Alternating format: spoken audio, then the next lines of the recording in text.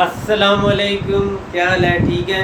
अब जो है हमने रोमाटोलॉजी शुरू किया हुआ है भाइयों। आज हम पढ़ेंगे सीरो नेगेटिव आर्थ्रोपैथीज, स्पेंडिलो आर्थ्रोपैथीज।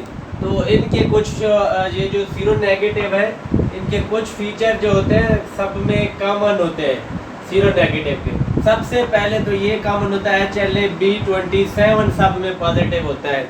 ये MCQs भी काफ़ी दफ़ा आ चुका है। HLA-B27 ये सब में पॉजिटिव होगा, ये इस बात का आप लोगों ने भी ख्याल रखना है। और इसके बाद सीरो नेगेटिव है क्योंकि RA फैक्टर जो है ये नेगेटिव होता है। जितनी भी ये टाइप्स हैं 4-5 हम डिस्कस करेंगे, तो सब में ये जो है RA फैक्टर नेगेटिव होना चाहिए, इसलिए तो इसको सीरो नेगेटिव कहते हैं। इनमें HLA-B27 पॉजिटिव होता है। इसके अलावा अगर पेरिफेरल जॉइंट्स देखे जाए तो एसिमेट्रिकल जॉइंट्स इन्वॉल्वमेंट होती है, एसिमेट्रिकल जॉइंट्स इन्वॉल्वमेंट होगी। और पेरिफेरल जॉइंट्स इनमें इन्वॉल्व होते हैं लेकिन एसिमेट्रिकल पेरिफेरल आर्थराइटिस होती है। और इन सब में सैक्रोइलिएटस ज़्यादा कॉमन है, हो सकती है। कुछ इसके कुछ एक्स्ट्रा आर्टिकुलर यानी कि मैनिफेस्टेशन भी है। इसके जो यूएटस है, फाइब्रोसिस है, मेलोडोसिस है, आयोटिक रिगर्जिटेशन है, वो भी हम अभी डिस्कस करते हैं। तो ये कुछ इसके कॉमन फीचर हैं जो सब आप सीरो नेगेटिव में देखेंगे। अब सीरो नेगेटिव कौन कौन सी हैं? एक एंक्लोजिंग स्पॉन्डिलाइटिस है, हम सबसे पहले उसी को ही डिस्कस करते हैं। Ankylosing spondylitis AS, axial spondylopathy. Axial और एंक्लोजिंग स्पॉन्डिलाइटिस में जस्ट ये फ़र्क होता है कि एक्सियल पे एक्सरे पे फाइंडिंग नहीं होती, वो MRI पे हम डायग्नोज करते हैं। जो होगी एंक्लोजिंग स्पॉन्डिलाइटिस, इसकी एक्सरे पे भी फाइंडिंग आ जाती है। अभी डिस्कस करेंगे कि कौन सी फाइंडिंग होती है। याद रखिएगा जो एंक्लोजिंग स्पॉन्डिलाइटिस होता है ये मेल में ज़्यादा कम है 5:1 की रेशो से, और यंग मेल 20 to 30 की एज में ये सबसे ज़्यादा है। और इनकी जो है एंक्लोजिंग स्पॉन्डिलाइटिस का पेशेंट जो है वो बैक स्टिफनेस के साथ, बैक स्टिफनेस के साथ प्रेजेंट करता है। बैक एक के साथ प्रेजेंट कर सकता है, स्टिफनेस के साथ प्रेजेंट कर सकता है। इसकी सबसे बड़ी बात ये होती है कि ये एक्टिविटी के साथ इम्प्रूव हो जाता है और रेस्ट के साथ इम्प्रूव, और रेस्ट के साथ इसकी ये बढ़ जाता है, इसकी वर्सनिंग हो जाती है। वाओ, इसका मतलब है ये नाइट टाइम ज़्यादा होता है। डे टाइम जब पेशेंट शुरू में सुबह तो होता है, अर्ली मॉर्निंग स्टिफनेस होती है, फिर जब वो चलता फिरता है, एक्टिविटी करता है, तो वो फिर ठीक हो जाता है। ये टिपिकल हिस्ट्री होती है एंक्लोजिंग स्पॉन्डिलाइटिस के लिए। मेरे ख्याल में हर बंदा इसको पिक कर लेगा डायग्नोसिस अगर आ गई तो। मोस्टली डायग्नोसिस नहीं आता तो इसका क्या है, ट्रीटमेंट आता है। और उसके अलावा इसकी कुछ 1-2 टेस्ट है। तो क्लिनिकल एग्जामिनेशन जब करते हैं तो इनका क्या फाइंडिंग होती है? क्लिनिकल एग्जामिनेशन, एक तो इनकी लेटरल फ्लेक्शन नहीं होती, लेटरल फ्लेक्शन नहीं होती, लंबर स्पाइन पे लेटरल फ्लेक्शन नहीं होती, ठीक है। इस तरह एक और टेस्ट होता है शोबर टेस्ट। शोबर टेस्ट जो है इसमें पॉजिटिव होता है। शोबर टेस्ट ये होता है कि पीछे स्पाइन को मेजर करते हैं, बेंडिंग पे मेजर करते हैं, रेक्ट पे मेजर करते हैं, तो बेंडिंग पे 5 सेंटीमीटर बढ़ जाना चाहिए, इसको बोलते हैं शोबर टेस्ट। ये पॉजिटिव होता है एंक्लोजिंग स्पॉन्डिलाइटिस में। और लेटरल फ्लेक्शन चेक करते हैं। बाकी कुछ इसकी इन्वेस्टिगेशन है, उनको हम डिस्कस करने से पहले मैं आप लोगों को एक एंक्लोजिंग स्पॉन्डिलाइटिस के एज डिस्कस करता हूँ कि एंक्लोजिंग स्पॉन्डिलाइटिस तो क्या क्या होते हैं। एपिकल फाइब्रोसिस, ये आप लोगों ने पहले भी पढ़ा हुआ है कि एंक्लोजिंग स्पॉन्डिलाइटिस में अपर जोन फाइब्रोसिस होती थी। और इसके अलावा इंटीरियर यूवियाइटिस यानी कि आई का इन्फेक्शन भी इससे साथ हो सकता है। और एक एयोर्टिक रिगर्जिटेशन, अभी मैं बता रहा था कि एयोर्टिक रिगर्जिटेशन भी इसके साथ, रिगर्जिटेशन एसोसिएशन है विद एंक्लोजिंग स्पॉन्डिलाइटिस। इसी तरह एक्लीज टेंडिनाइटिस, एक्लीज टेंडन है जो उसकी टेंडिनाइटिस हो जाती है। वैसे एस्किज़ोपैथी जो है वो सब इसमें होती है, जो एक्लीज है इसमें खास तौर पे। फिर एवी नोडल ब्लॉक्स, इनमें ब्लॉक्स भी होते हैं, एवी नोडल ब्लॉक्स। और अमाइलोडोसिस, ऐसे पेशेंट को अमाइलोडोसिस हो सकती है। एंकिलोजिंग स्पॉन्डिलाइटिस के जो पेशेंट होते हैं उनको अमाइलोडोसिस, और इसी तरह कार्डियक वेना सिंड्रोम और पेरिफेरल आर्थराइटिस वगैरह, ये चीज़ें इसके साथ। As apical fibrosis, interior uveitis, aortic regurgitation, Achilles tendinitis, AV nodal blocks and amyloidosis. खुदा के लिए अगर इनमें से कोई और आता है तो इसकी एसोसिएशन एंकिलोजिंग स्पॉन्डिलाइटिस के साथ नहीं है, अदरवाइज ये सारी आप लोगों ने टिक करनी है। अब जो है हम इसकी इन्वेस्टिगेशन के बारे में कुछ डिस्कस करेंगे। अगर एक एक्यूट इन्फ्लेमेटरी जो मार्कर्स होते हैं जैसे कि CRP एंड ESR, ये दोनों बढ़ जाते हैं, HLA B27 90% पेशेंट में पॉजिटिव होगा, ये भी आप करा सकते हैं। एक्सरे बहुत ज़्यादा जल्दी आपको हेल्प करता है।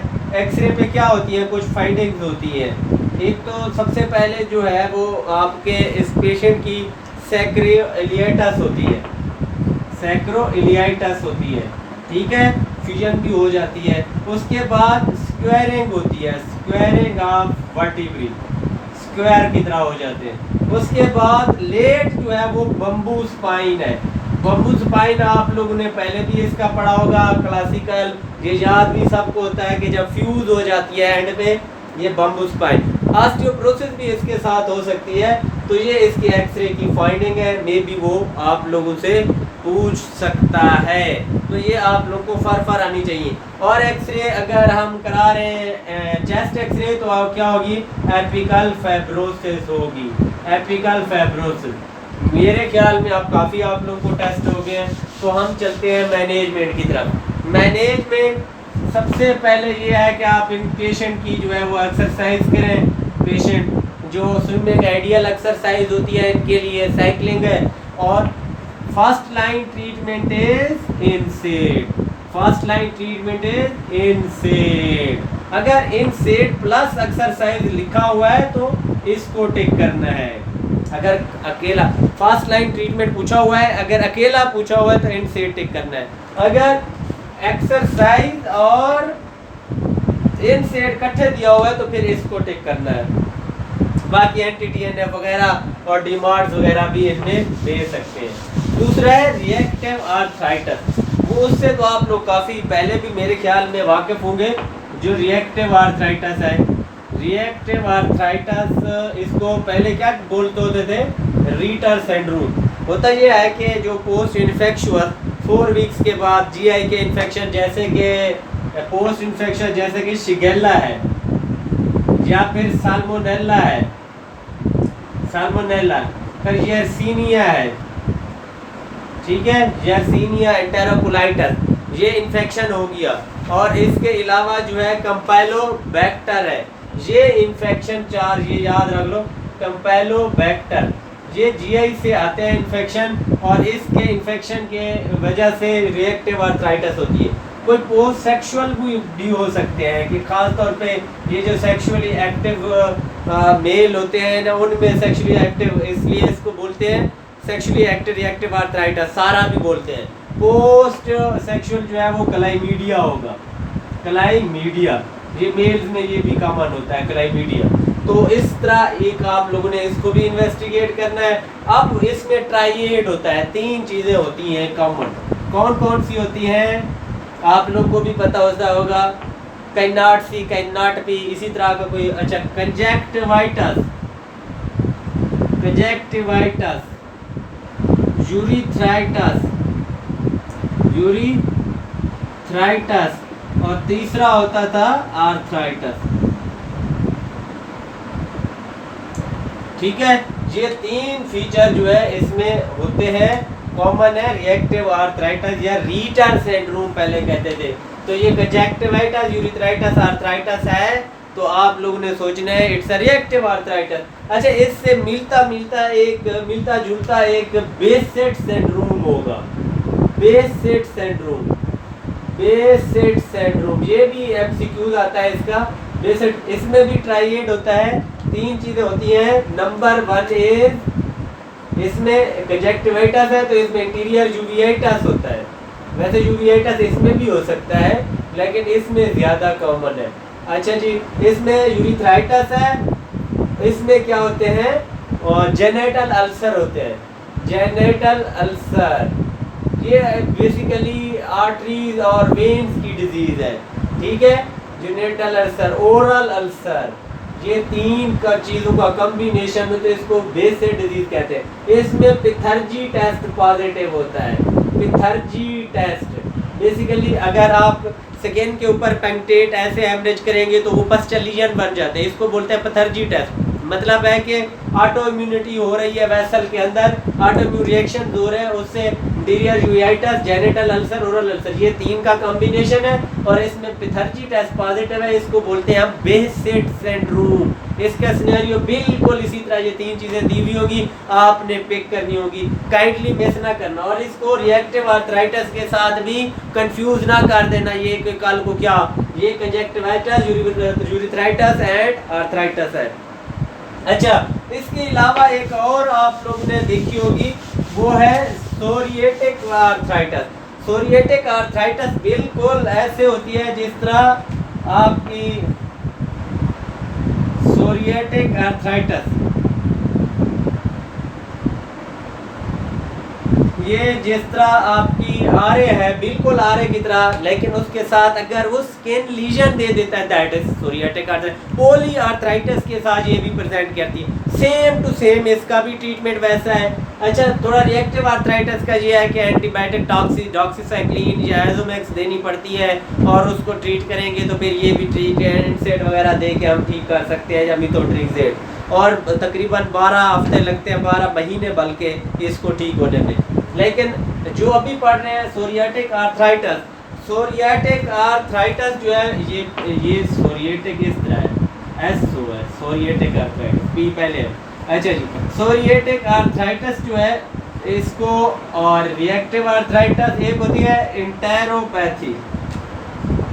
इंटेरो यानी कि जीआई के इन्फेक्शन से जो है वो भी हो सकता है, और इसको आप लोगों ने इसकी टाइप्स में भी आप डिस्कस करते हैं, लेकिन उसकी कोई डिटेल नहीं है उसमें, बस आप लोगों को इतना पता हो इंटेरोपैथिक आर्थराइटिस, इतना पता हो, जीआई के सिम्टम्स हो, इंटेरोपैथिक आर्थराइटिस।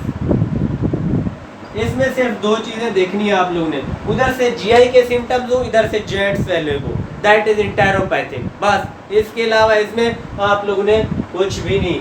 ये 3 4 ये है, 5वीं वो एक्सियल है, तो ये सारी सीरो नेगेटिव आर्थराइटिस है, इनको आपने फिंगर टिप्स पे रटना है।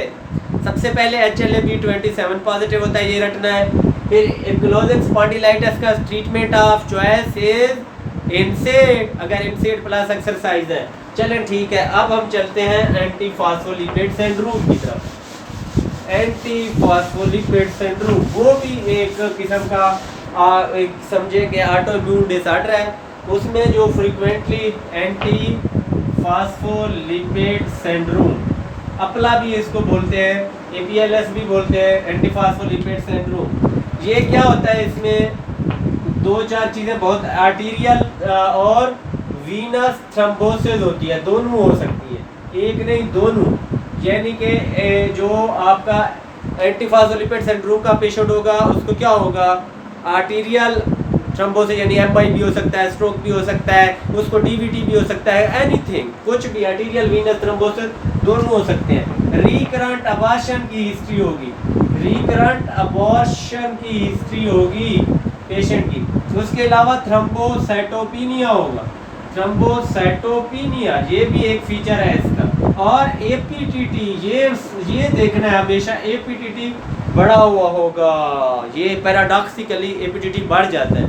तो ये सारे फीचर हो तो आपने एंटीफॉस्फोलिपिड सिंड्रोम सोचना है।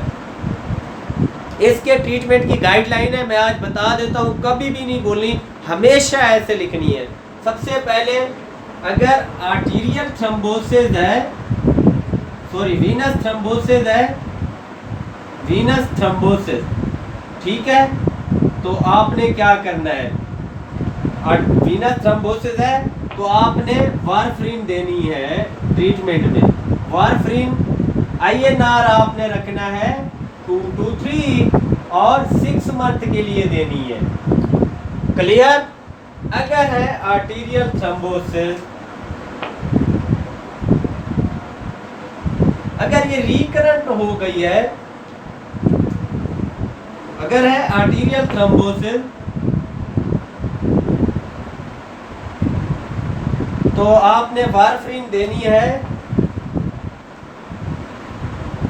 INR जो है वो 2 to 3 रखना है और लाइफ लॉन्ग देनी है, ये याद रखना है, लाइफ लॉन्ग। आर्टीरियल थ्रोम्बोसिस में लाइफ लॉन्ग। और वेनस थ्रोम्बोसिस, अगर वेनस थ्रोम्बोसिस रिकरेंट हो गई है दोबारा, तो फिर अगर वारफरीन ले रहा था तो INR का टारगेट हमारा हो जाएगा 3 to 4 और लाइफ लॉन्ग ड्रग लेनी पड़ेगी, लाइफ लॉन्ग। अगर रिकरेंट हो गया दोबारा, अगर वीनस थ्रोम्बोसिस एक दफ़ा पहली दफ़ा चले हमने 6 मंथ किया, अगर दोबारा हो जाता है फिर हमारा INR का टारगेट तब बढ़ेगा अगर पहले वारफरीन ले रहा था। अगर वारफरीन नहीं ले रहा तो उसका टारगेट 2 to 3 ही रहेगा। अगर वारफरीन ले रहा था तो उसका टारगेट 3 to 4 हो जाएगा और लाइफ लॉन्ग वो क्या लेगा, एंटी कोआगुलेशन लेगा। अब मैंने तकरीबन सारे टॉपिक आप लोगों को कवर करा दिए हैं और कुछ छोटे मोटे टॉपिक्स हैं वो कल इंशाल्लाह कवर करा दूंगा और फ्राइडे वाले दिन जो है इसका टेस्ट होगा। अल्लाह हाफिज़।